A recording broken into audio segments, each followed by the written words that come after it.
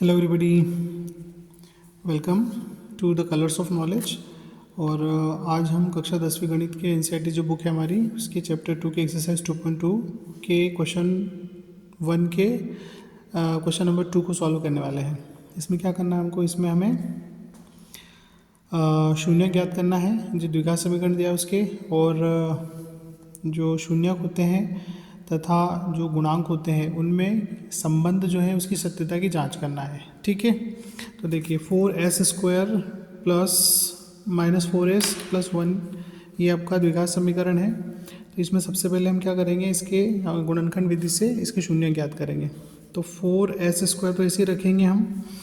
अब -4 को ब्रेक करना हमको, तो माइनस के 2s और माइनस के 2s करने पर हमें जो चाहिए वो मिल जाएगा। कैसे मिलेगा, देखिए -4 चाहिए आपको जोड़ने घटाने पर, तो -2 और -2 को जब क्या करते हैं, ऐड करते हैं, तो क्या मिलता है आपको, -4 मिलता है। ठीक है, जो कि आपको चाहिए। और इन्हीं -2 और -2 का जब आप गुणा करते हैं तो +4 मिलते हैं। ठीक है, जो कि आपको यहाँ चाहिए। अब यहाँ पर क्या होगा, 2s कॉमन निकल जाएगा। जब 2s कॉमन निकलेगा तो 2 और s अंदर बचेगा, फिर -1 यहाँ बचेगा, इन दोनों में से कॉमन लिया हमने। फिर यहाँ माइनस है तो माइनस लगा दिया, यहाँ कॉमन निकालने जैसा कुछ नहीं है तो 1 निकाल लेंगे और 2s - 1। ठीक है, अब यहाँ पर 2s - 1 और 2s - 1, ये 2s - 1 हमने कॉमन निकाल लिया और ये आपका 2s - 1 यहाँ पर बच गया। ठीक है, अब हम करते हैं, यदि 2s - 1 = 0 तो 2s = 1, तो s = आपका 1/2 आपको मिल जाएगा। ठीक है, अब देखिए यहाँ पर ये दोनों गुणनखंड एक जैसे हैं, तो दूसरा जो गुणनखंड है वो भी क्या होगा, आपको यही मिलेगा। मतलब s की दो वैल्यू आपको मिलेगी, 1/2 और 1/2। ठीक है, अब ये आपका एक अल्फ़ा हो गया 1/2 और एक बीटा हो गया 1/2। तो हमारा आधा काम हो गया, मतलब हमने शून्य जो थे वो ज्ञात कर लिए हैं। अब हम क्या करेंगे, शून्य को और गुणांकों में संबंधों की सत्यता की जांच, है ना। तो संबंधों के सत्यता की जांच, जब संबंधों की सत्यता की आप जांच करेंगे तो वो क्या मिलेगा आपको, देखिए सबसे पहले वो इक्वेशन लिखेंगे 4s² - 4s + 1, ये आपको दिया हुआ है। हमारा जो द्विघात समीकरण होता है वो क्या होता है, द्विघात व्यापक समीकरण जो हमारा है वो, उसको हम ऐसे कन्वर्ट कर सकते हैं कि as² + bs + c से तुलना कर लेंगे हम। ठीक है, यहाँ आपका चर s है तो हमने उसको s में कन्वर्ट कर दिया।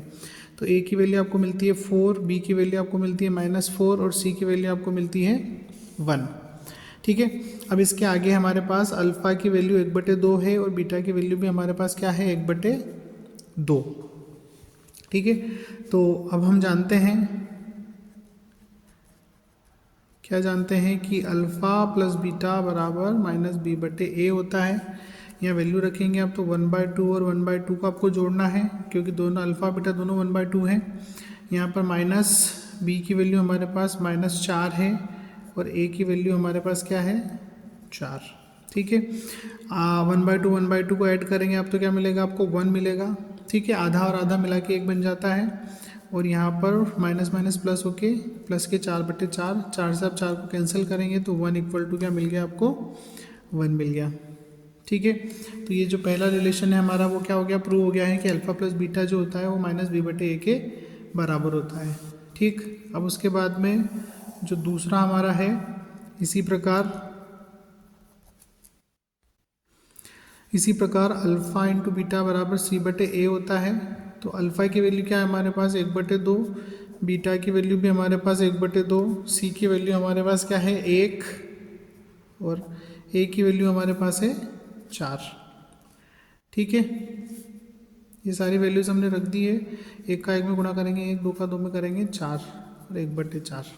ठीक है, मतलब यहाँ पर भी क्या है आपका 1/4 बराबर 1/4 मिल गया। इसका मतलब है कि अल्फ़ा × बीटा जो है वो c/a के बराबर होता है।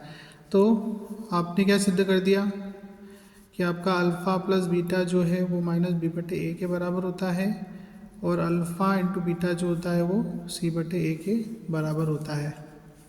ठीक है, तो आशा करता हूँ ये प्रश्न आपको समझ आया होगा और आप इसे सीखें। और ये भी क्या है, एक महत्वपूर्ण प्रश्न है। ठीक है, जैसा मैंने आपको बताया कि इसमें इस विधि का एक प्रश्न ज़रूर पूछा जाता है। तो आप जितने भी सवाल करेंगे विधि सेम है, इनकी विधि एक ही है, अतः यदि आप विधि सीख लेते हैं तो सारे सवाल आप आसानी से कर पाएंगे। बहुत बहुत धन्यवाद। वीडियो को लाइक करें, चैनल को सब्सक्राइब करें, मुझे सपोर्ट करें। Thank you.